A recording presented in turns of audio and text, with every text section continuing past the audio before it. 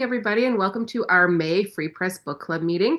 My name is Erin Lebar. I am your book club admin and an audience engagement manager at the Free Press. We are joined tonight by John Toews, the event coordinator at McNally. Is that the correct title? It is indeed. Okay, and Ariel Gordon, our author. You'll notice that Jill Wilson is missing tonight. Unfortunately, she is under the weather, so you're stuck with John and I tonight to manage the discussion, but I hope we'll do it justice tonight. Before we continue, I just wanted to note that McNally Robinson and the Winnipeg Free Press are located on Treaty 1 territory, the traditional lands of the Anishinaabe, Cree, Oji-Cree, Dene, and Dakota people, and the homeland of the Métis Nation. Our meeting will go as it always does. I'm going to give the mic to John in a moment to do an introduction, and then Ariel will do a reading, and then we'll go through the Q&A. And then at the end, we'll talk a little bit about an event we have coming up later this week and next month's book. And with that, I will throw it over to John. Hello. Thank you so much to Erin and all the Winnipeg Free Press for inviting me to participate this evening. And I'm very sorry that Jill is unable to join us, as will you all be when you realize you're stuck with me for the duration. Here's sending Jill our very best. I'm particularly pleased and feel quite privileged to be here to discuss a book I adore. That's Fungal, Foraging in the Urban Forest by Ariel Gordon. One of the things I'm regularly thrilled and surprised by is Ariel's ability to reveal unspoken truths and mysteries about the world around us. And walking with her through forest and warehouse, bending down by streams and rummaging along riverbanks, it opens up a world of discovery, one that's constantly engaging and encourages us all to see the world around us in very different ways. I could wax lyrical a little bit more, but I don't want to puff up our guests too much before the discussion, so I'll defer to the words of Adrienne Gruber, who wrote Monsters, Martyrs, and Marionettes, Essays on Motherhood, when she says, reveling in the intricacies of mushroom varieties, those glorious layers of spores and treasures found in the muck, Gordon focuses a magnifying glass on what is hidden in our ecosystem and what can be found if we look closely. The essays in Fungal are akin to the mushrooms that Gordon is consumed by. They attach and root within, showing us how to forage our way through the shit and harvest joy. It's a collection that focuses as much on the imperfect, weird, and fascinating humans who coexist with the natural world as much as the boundlessly varied universe that lurks beneath our feet, in the shade of a tree or hidden in a mushroom sorting facility. It's also not entirely a book about mushrooms. So many of its pages are dedicated to pandemic life, to family, friendship, place, work, and more. And it's a testament to the invisible networks that run above and below ground, as well as the interconnectedness of everything. Fungal's author, Ariel Gordon, is a Winnipeg Treaty 1 territory-based writer. We're into the official bio now. Editor and enthusiast.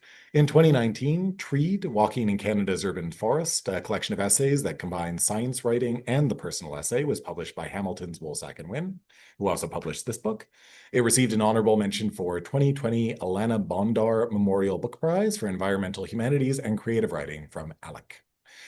Gordon's essays have appeared in Canadian Notes and Queries, Freefall, Cantheus, the Winnipeg Free Press, Best Canadian Essays 2025, and Prairie Fire's 50 over 50 special issue, among others. She is the ringleader of Rites of Spring, which is a National Poetry Month project with Plume Winnipeg, formerly the Winnipeg International Writers Festival, that appears in the Winnipeg Free Press, and is also the poetry editor for the eco-journal The Goose. Prior to Fungal, her sixth book, her most recent publication was Sightseeing, Writing Nature and Climate Change Across the Prairies, published by At Bay Press, and written in collaboration with Saskatchewan poet Brenda Schmidt, and nominated for a Saskatchewan Book Award. Her work will be featured in the forthcoming Best Canadian Poetry 2026 collection from Biblioasis Books, edited by Murray Dalton, and her collaborative book for young readers, Blood Letters, co-written with GMB Kmichuk, is forthcoming this fall from Yellow Dog and Great Plains Press. A collector of ruinous vocations, an individual hobbled with hustle. Please join me in welcoming the one and only Ariel Gordon. Wow. Oh, What that's intro! amazing. Holy crap! I know. Erin, could you possibly say something like insulting so that I can regulate? Because that was too much. That was too much niceness. Ariel talks a lot at work. I'm also a copy editor at the Free Press. Free Press, yeah. Yes. So that's how she knows I talk too much at work. There's not surveillance in my other workplace. Okay, so let's get to the reading. I the book is called Fungal.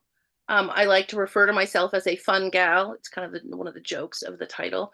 But I wrote an essay called Fungal that was dedicated to Dr. David Punter, who was the fun guy in Winnipeg, did all of the instruction for people about mushrooms in Winnipeg from the 70s, really until a few years before his death. And the reason I want to read this essay now is because he actually died this year in April at the age of 88. And I briefly worked alongside David at U of M Press. He was had an office on St. John's College, and so I would see him fairly often. So I want to read this as a tribute to him and to his family.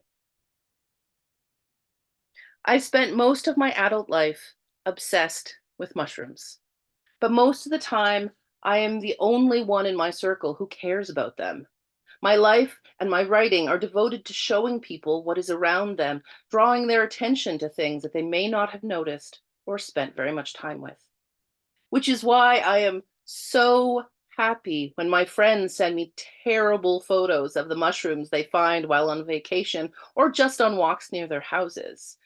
It means that they've noticed mushrooms and maybe the other flora and fauna around them. I am less happy when people send me pictures of the mushroomy shreds their dog has just eaten, or the white mushroom growing in the plant they brought from outside that has just dumped a bunch of white spores. Ariel, is this a destroying angel? But that's because I am not enough of an expert to definitively ID half-eaten / smushed / badly photographed mushrooms. But for 40 years, Dr. David Punter led the majority of the mushroom walks and talks in the city. In the late 70s, when I was a child, catching frogs and crayfish at our cabin in northwestern Ontario, listening to my mother read bedtime poems by Dennis Lee and Shel Silverstein, Punter was the fun guy. From 1977 to 79, for instance, he taught a University of Manitoba continuing education course called Mushroom Identification. Now, this was a course for anyone wishing to learn the basic principles of identification of what he called fleshy fungi. Now, these workshops were in addition to his duties as a professor, which included teaching courses, but also research and community service.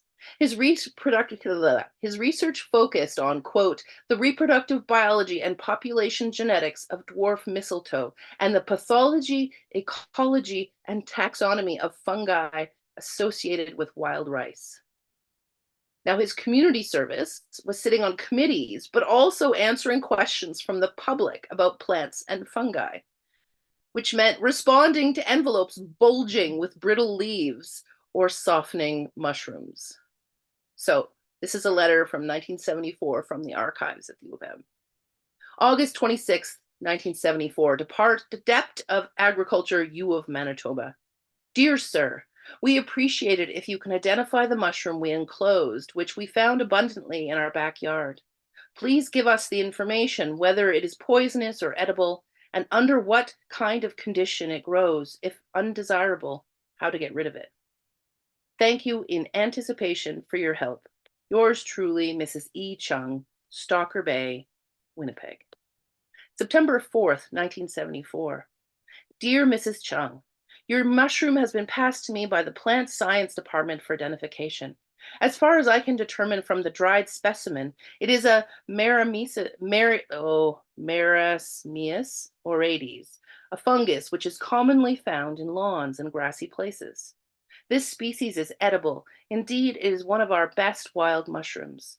It may also be kept for long periods without deterioration if it is air dried.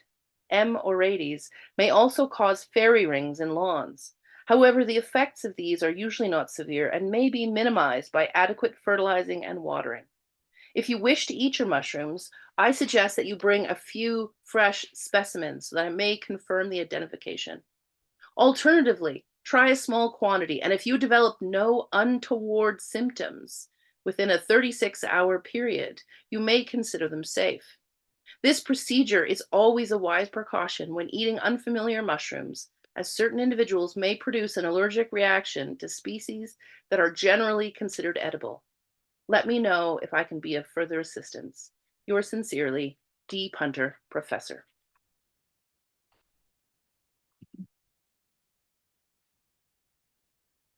Undated. Dear Sir, will you please examine these mushrooms and tell me if they are edible or poisonous? They grew on an island in Lake of the Woods. Some are reddish on top, the others are brown or tan, and really more plentiful. Have you any literature on mushrooms that we could have? Is it true that a mushroom can be peeled easily? If a mushroom can be peeled easily, it is edible? Thank you. B. Kilpatrick, Banting Drive, Winnipeg. August 1st, 1975. Dear Ms. Kilpatrick, your mushrooms arrived today in a semi-liquid state beyond all hope of identification. At this time of year, it is best to bring them here directly or allow them to dry before mailing. Their useful life when in a plastic bag at high temperatures is very short. As far as literature is concerned, I would recommend a pamphlet entitled Mushroom Collecting for Beginners and a book, Edible and Poisonous Mushrooms of Canada, both by Groves, and obtainable from the Information Canada bookstore on Portage Avenue. There is no truth to the suggestion that easily peelable mushrooms are edible. Some of the most dangerous ones peel well. I fear there is no simple rule for telling the edible from the poisonous.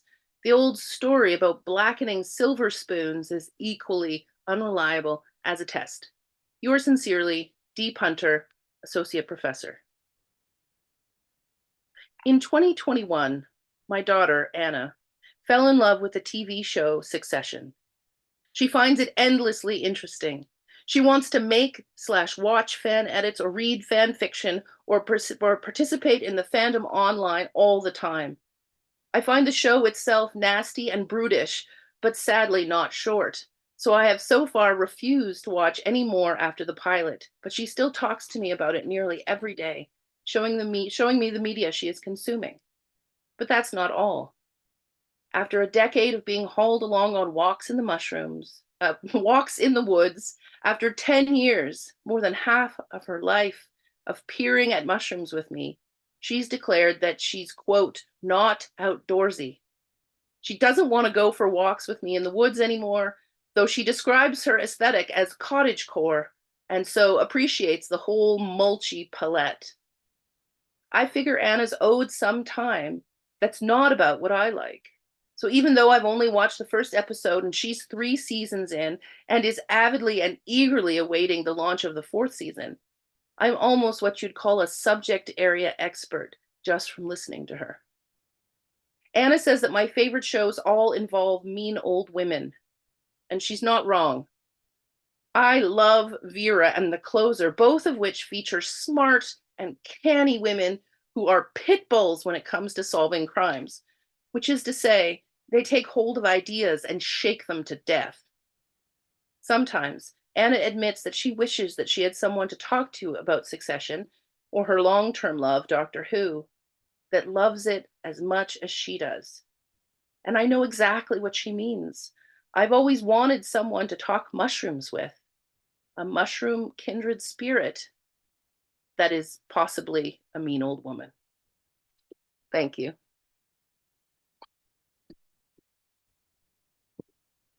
Thank you very much, Ariel.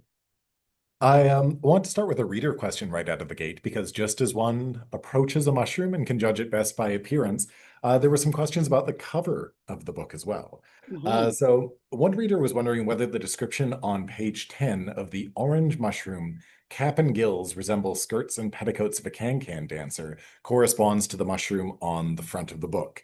And I was wondering if you could speak a little bit on that and the design of the book cover itself. Yeah, and I wish I had a copy of Fungal, Treed, my first book, within spitting distance, but I don't. It's in the other room.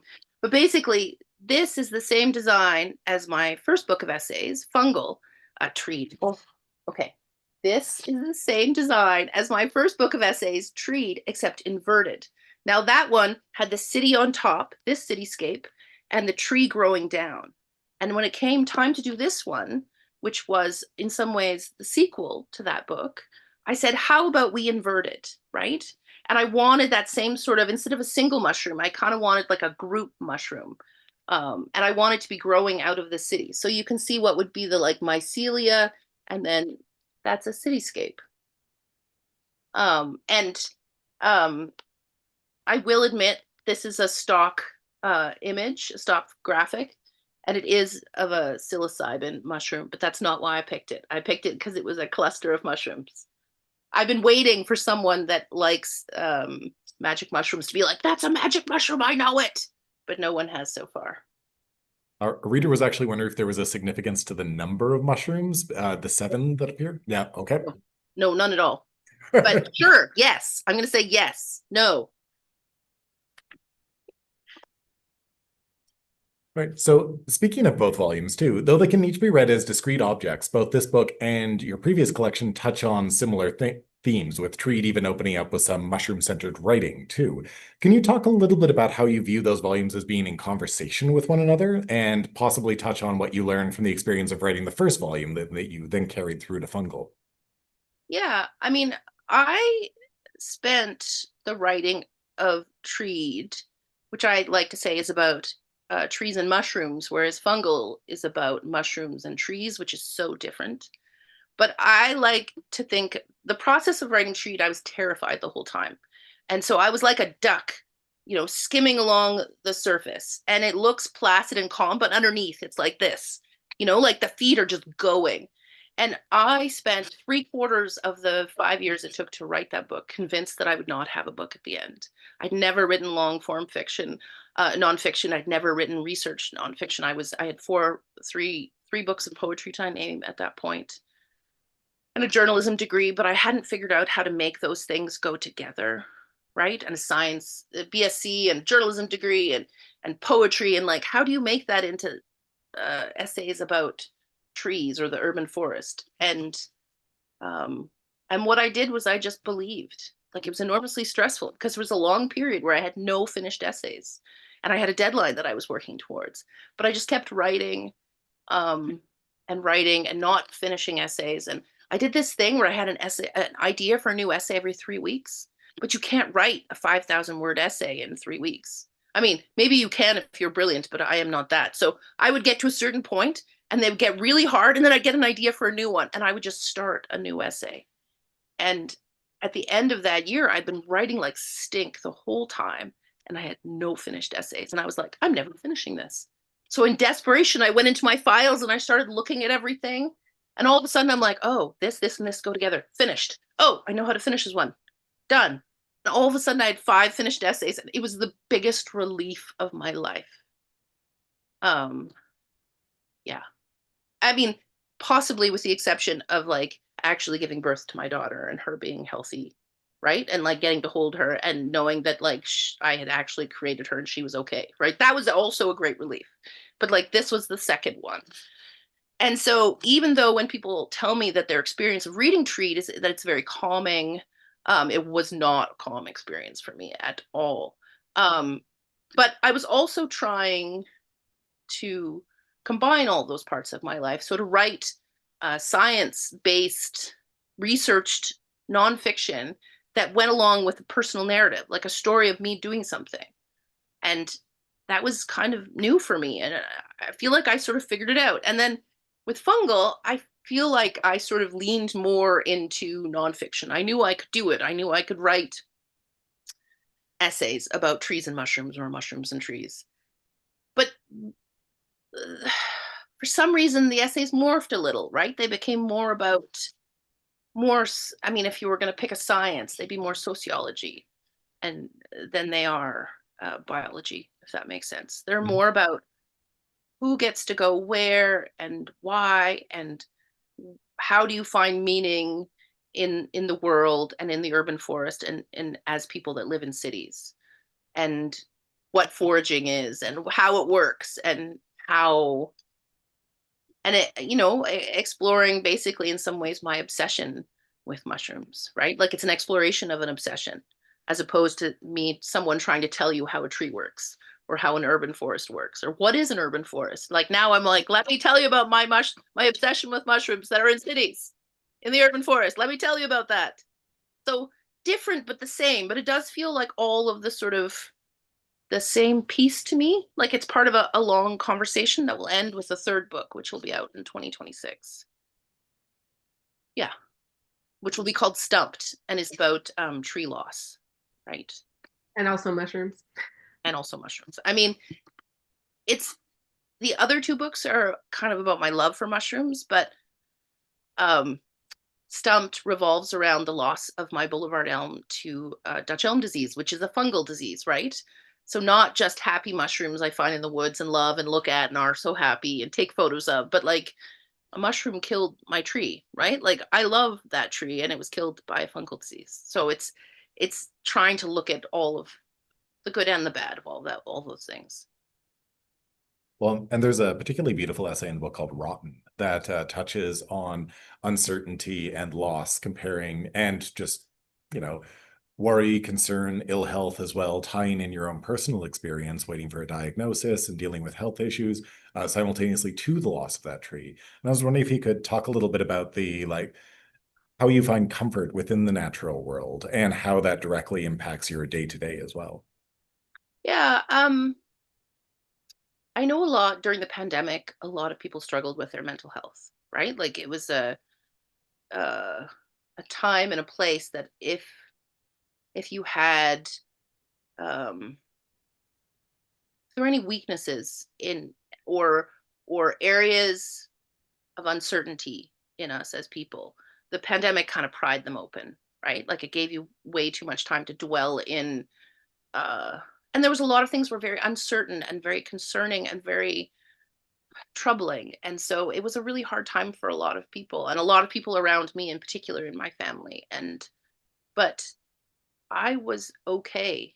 Like, you know, I was scared at periods and I was anxious in periods, especially during lockdown, because, you know, who knew what was happening. But I was able to process what was happening because all I had to do was step out my door and I felt very connected to the world. Um, you know, like I'd go look at the river or I could go walk in the woods and I just felt connected to everything. And I didn't feel there was always something new to look at and there was always something wonderful to see. And, you know, some seed slash nut slash rock slash shell slash stick. Like there's so many things that you're like, look at this stick. This is the best stick ever. So I'm lucky because it doesn't take me long to feel connected to the world and then I feel okay. Like I feel okay. And not everyone has access to parks near them. But I mean, and I like going to Assiniboine Forest. It's my beloved. It's my favorite place. But like uh, I'm in a downtown adjacent neighborhood and there's lots of urban nature for me to look at and to feel soothed by. Yeah.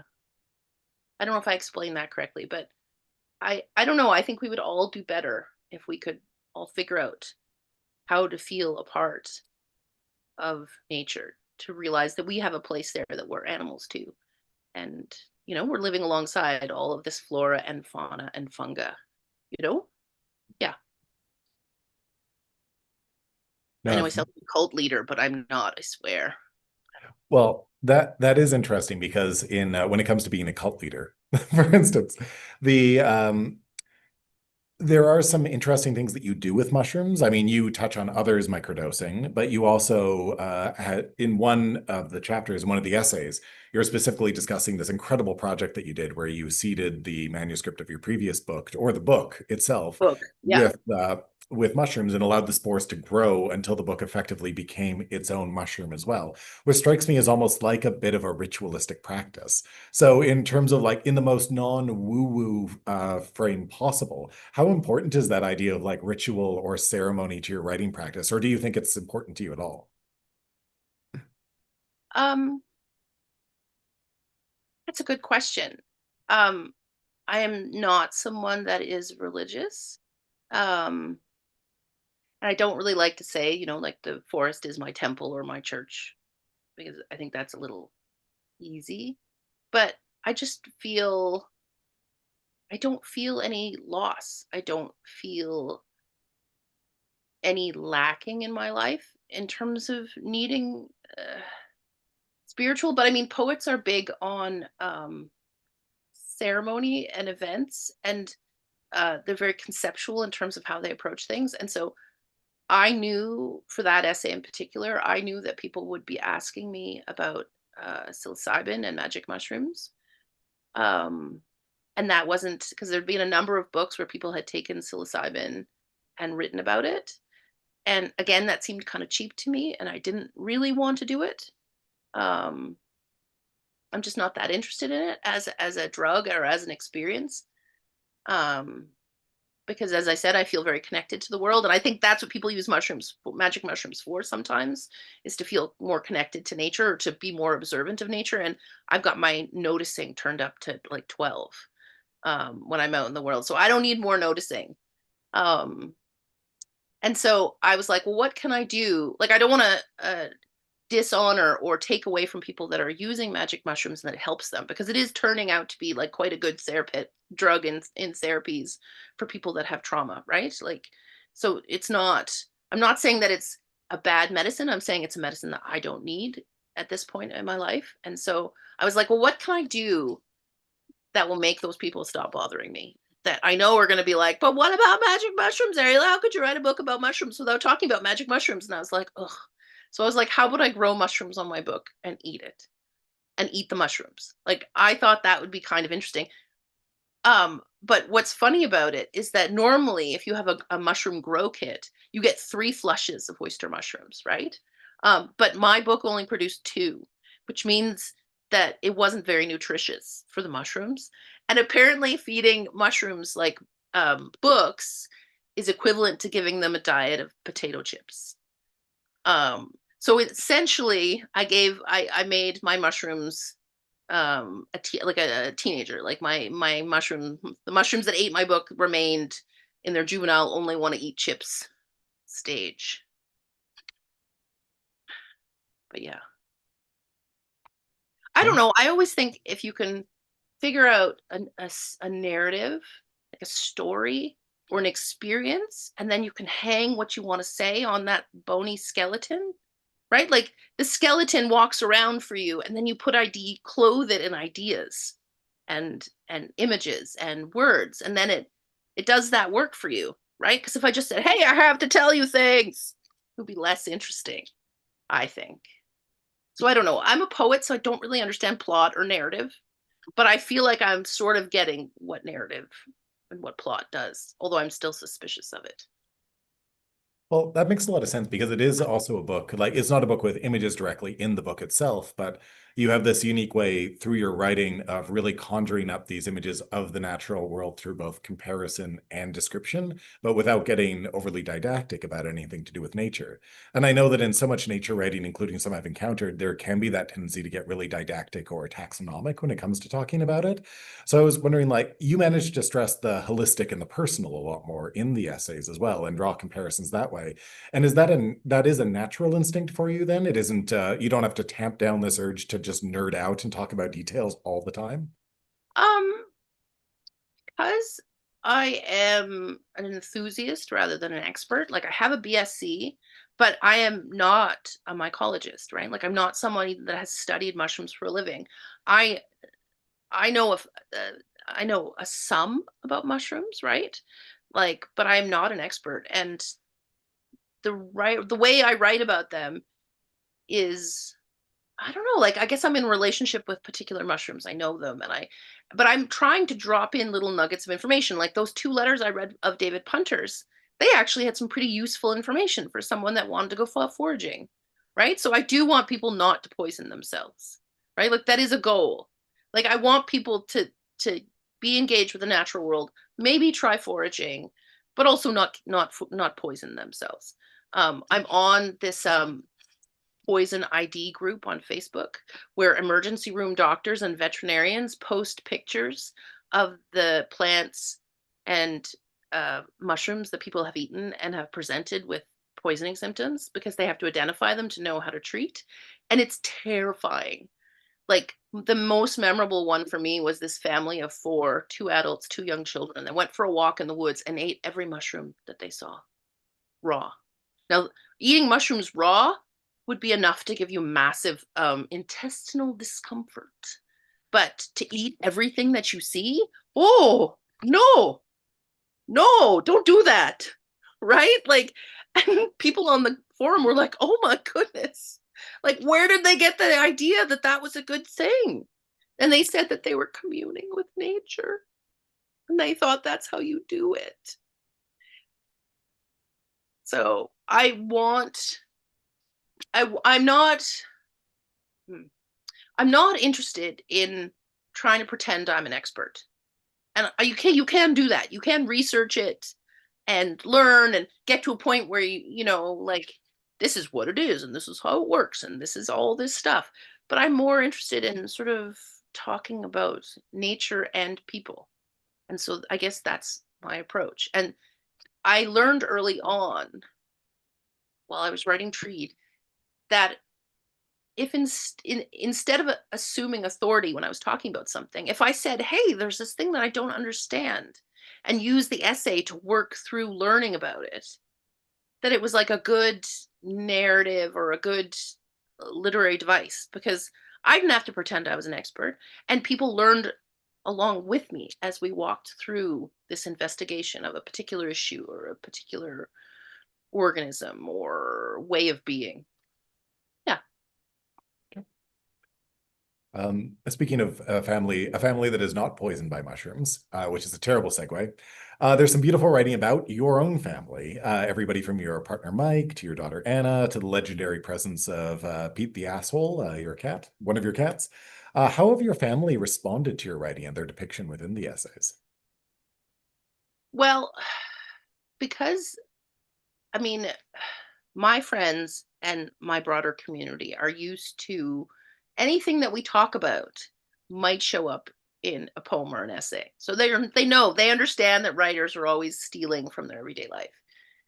But if I write about someone, if I reproduce a conversation or an email exchange, or even like, chit chat on social media, I will send them the essay and ask them to read it, because I want everyone to feel like I've represented them and then what we've talked about, with integrity. And I never really want to use my writing to hurt someone, right? That's not my goal. I'm not interested in that. Um, but with my family, until this book, I didn't ask my daughter permission to write about her, because she was my child. I built her cell by cell in my body, and I felt, as long as I felt that I was writing with integrity, that that was enough. But she was turning 16 and 17 and 18 while I was writing these essays, and I was like, no, I can't do that anymore. Like, I'm going to write about her, and I want to, because I think there's some interesting stuff there. I need to ask her permission. So she read all of the essays before they went out in any way. Um, and my partner is used to me maligning him in print. I wrote several insulting love poems to him and published them, and they're hits. People love them because they're very insulting and funny. So he is used to that by now. And he thinks, I mean, it's kind of great. He's like, yeah, you're a great writer. I'm not worried. So maybe I should sneak in some mean things and see if he will ever find them. Acrostic style and things. Yeah, you suck. No, the beginning of every sentence. Yeah, no. Well, But and yeah, some of so it's, go ahead. no, you go ahead. I'm just asking another question. Yeah, not everybody writes about their family, and I suspect there are situations I wouldn't write about, um, but I haven't come across one yet. Yeah. Well, and just as you're always looking to your life and your surroundings as material for your work, just instinctively and naturally, you're also always drawing from the work of other writers and other voices. And like you read from the correspondence of Dr. Punter earlier, which is such a fascinating chapter as well, because it allows you to engage so directly with that. Do you see yourself as writing in some kind of tradition necessarily, or just constantly in conversation with voices that have like touched in and on this area before you? I write like I try and live my life, I guess. And I wanted to bring Dr. Punter in, um, because I wanted to honor him, because he did that work for years. And we had I worked alongside him, but we never really got to know each other. And I tried to make him into my mentor, you know, and it didn't end up working out, not because of anything that he did or didn't do, but it just our paths didn't cross at the right time. And but I really respected him and all the work he did, and I inherited some of his mushroom books when they were clearing out his house. And so yeah, and I don't know, I'm just curious about other people, and I like to think that I'm working in parallel with a lot of my writer friends.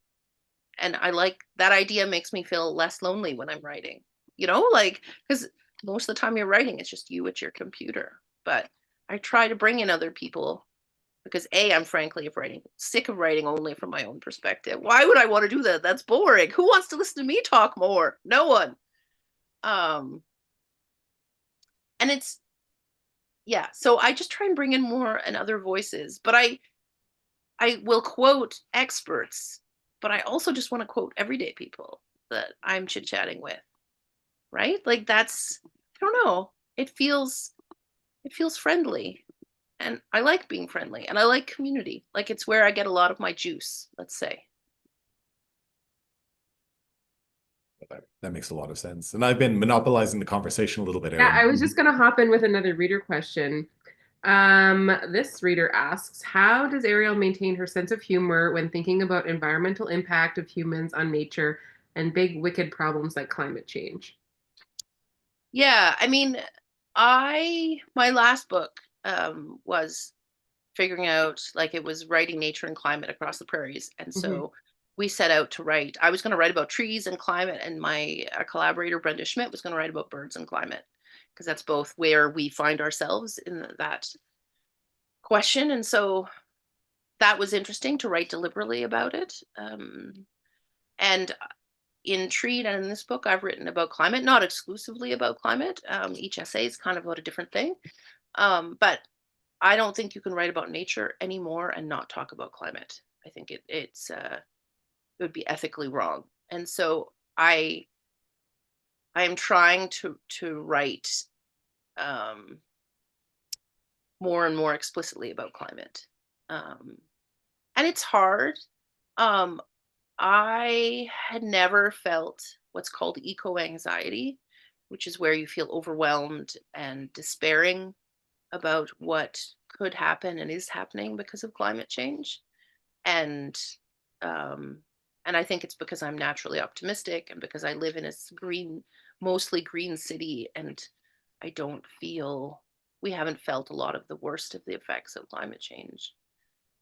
But this spring, um, when there was talk that the LeMay forest was going to be clear cut, I actually felt, and that wasn't specifically even in climate, because that was a developer threatening to cut down a mature forest. But I felt a lot of despair and I didn't know what to do. And it was an interesting time. I'm still sort of thinking through it, but like there were moments where I wanted to show up for and help with the people that were trying to organize around saving that forest. And I just didn't have the energy. I just felt too sad. So that was new for me because I don't think I've ever felt that way. And so I'm trying to write about that. I'm trying to write about finding hope um, in the midst of eco anxiety, in the midst of despair. Um, I'd rather I want people to know what's happening with climate change, but I'd rather teach them to love the world instead of to feel sad, if Hmm. that makes sense. Yeah, definitely. Yeah. Yeah. And that was now I'm going to move on from like climate change downer subject. A lot of people are wondering when you pick your mushrooms, do you have a preferred preparation method for eating them? I mean, there's lots of different things you can do, but mostly I just clean them very thoroughly to get away all of the bugs and the dirt. Some people soak them in salt water overnight to sort of get everything out, depending on the species. But And then I just cook them, like I just pan fry them with like butter and salt and garlic. I mean, really, you could cook Oh, cardboard that way and it would be yeah. yummy. That But I actually mean, tastes better that's with kind butter and garlic. So, yeah. Yeah. So that's kind of how I do it. And most of the time, I'm not actually winding up with so much that I have to worry about it. There's been a few times where I've used a food dehydrator to dry excess, like what I didn't think I could get through in that week. But I mean, I'm always hoping for enough morels to put them on toast, right? To have like enough for a morels on toast. And this year I did not get it. I found the 3 tiny morels. And then I was supposed to go out Monday, and forest fires were too close to the place where I go to look for morels. So my morel season is done and I'm sad, but it is what it is. You're not owed anything, right? You might find them one year, you might not. Yeah. And last year was a ridiculous morel season. So yes, morels everywhere. It was kind of amazing. Yeah. well, we're getting close to the end here. But John, if you have any kind of couple final questions, feel free to jump in. Of course, no, I could wind it down with two more, but one of them, just because I'm always hunting for scandals, I'm going to try to portmanteau these two things. One reader was wondering about the protocols regarding foraging for mushrooms on public land in the first place and how you respect those as well when you're out on your journeys. But I was also curious myself, building on that, are there any moments where you got in trouble while potentially researching or following threads that were established in this book, other than, being yelled at randomly by people in the distance? No, I have not gotten in trouble. I mean, that could come. Thank you for bringing that up. Now I'm going That's again. disappointing, but yes. Yeah. Um, yeah, so you kind of have to know where you can go and where you can pick and where you can't. So for instance, federal, like national parks, you cannot pick anything. So that means in Riding Mountain National Park, there might be mushrooms and things you can forage everywhere. You're not allowed to take them. Provincial parks you can forage, municipal parks you can forage, private property as long as you get permission. That's the big one. If you have a friend that has like a bunch of bush, because that's where a lot of mushrooms usually are, you can ask permission and then go foraging. The provincial forest, like Sandyland Provincial Forest and Bel Air, you can go there. But I have like that where you can legally forage is different than the ethics of foraging, right? So like first of all, I'm not a gatekeeper. So I tell people where I go. I don't give them like the exact GPS location, but I'm like, this is where I go for morels and for chanterelles. And like they're big spaces. Like you can, but some people are very protective of their spots, like where they go to find mushrooms. I don't really have spots, and I have people that have taken me along to their spots as long as I've promised not to tell where they are. Um, so yeah, but an ethics would be don't pick everything, especially like some people go to like city parks and they pick everything. Like they pick all, they're like, oh, look at this wildflower or this vegetable or this whatever, this fruit or this nut or this mushroom. And I see it and I want to have enough for me to last all winter. So I'm going to pick it all. Like, no, some of that stuff is so fragile and ephemeral in some ways. You want to leave it so that everybody can have a look at it, can see it and experience it, and maybe have what's called a little nibble. I took a foraging class a couple of years ago, and he was like, there's enough here for a nibble, right? Like, if you find a Saskatoon, you can have a couple off the tree. And there's nothing better than picking Saskatoons directly into your mouth. But humans are acquisitive. We should not be stripping natural areas of everything edible because the animals actually eat all that stuff too, right? The animals and the birds and the insects all rely on that. And we have other places we can get food from. So I always try and pick what's most abundant, what's most common, and then I don't take it all. And other things about foraging in the urban forest, like don't forage right next to a major road. Don't forage in dog parks because dogs do their business. You don't want to forage those things, right? So there's certain things that are common sense, and there is an ethics, and then there's legal. So there's kind of a bunch of different things you have to keep in mind. Someone in the chat is specifically asking about foraging on boulevards in the city, but I feel like that aligns with the dog park situation, It would be. possibly. I have foraged from boulevards the odd time. I would say don't forage off the major streets. Like if you're on a side street and there's stuff on the boulevard, that's probably okay. I mean, keep an eye out, like look to see if there's been deposits of any kind around it, you know? Yeah, just use common sense. I know we're at a point in late capitalism where very few people actually have common sense, but try. I think we've kind of come to the end of our time here, but did you want to talk briefly about your upcoming book that you mentioned or that John mentioned in the intro? Yeah, so I know I said I don't trust plot or narrative, but I have co-written with graphic novelist GMB Kamichuk a sci-fi epistolary novel, which is a novel in letters. And Great Plains Publications, which is a great publisher here in town, is publishing it, and it will be available in October. And it was really interesting to work on, and it's called Blood Letters. And it's these letters between siblings and cousins during a post-apocalyptic war. And what was really interesting about it was that people talk about novels in the 3-act structure. I could not elaborate the structure if you paid me. I have no idea what it is. I have suspicions about it. And he would be like, okay, we need to get from here to here. Like he could do it. Gregory could be like, okay, we need to get to here. And I'd be like, oh, you mean you want to go there? I'm like, okay. And I could write to there. And then I needed him to tell me the next plot point. And then I could easily write to there and have these surprising moments while I was writing.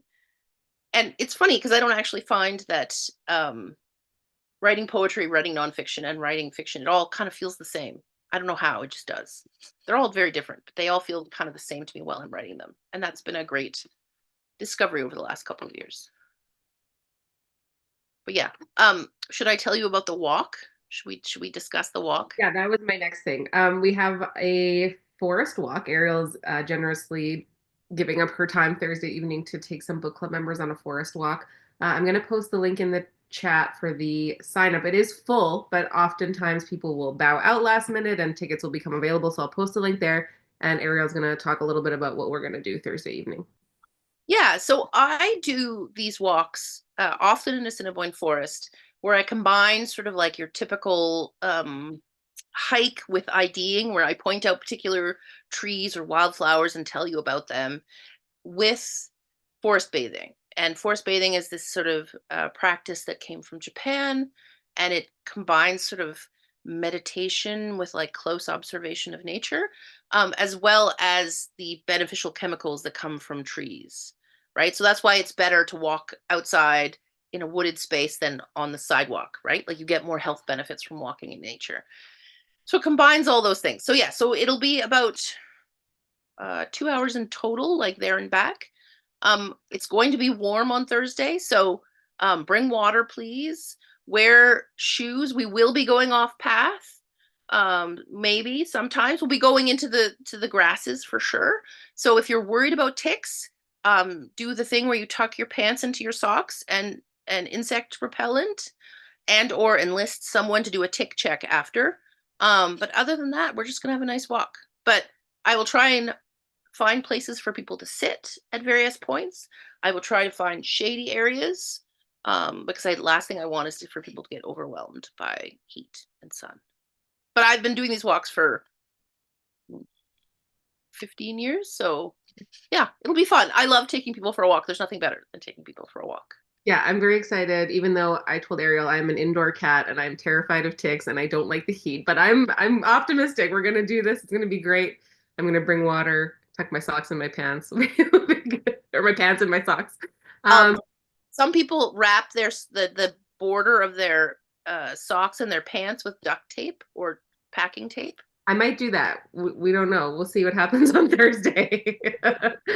I did send out through Eventbrite for everyone who registered an email this evening just saying what time we're going to be leaving. Again, reminding you water, hat, to dress for the weather, etc. If you didn't get that, you can send an email to the book club email address and I'll send you all those details.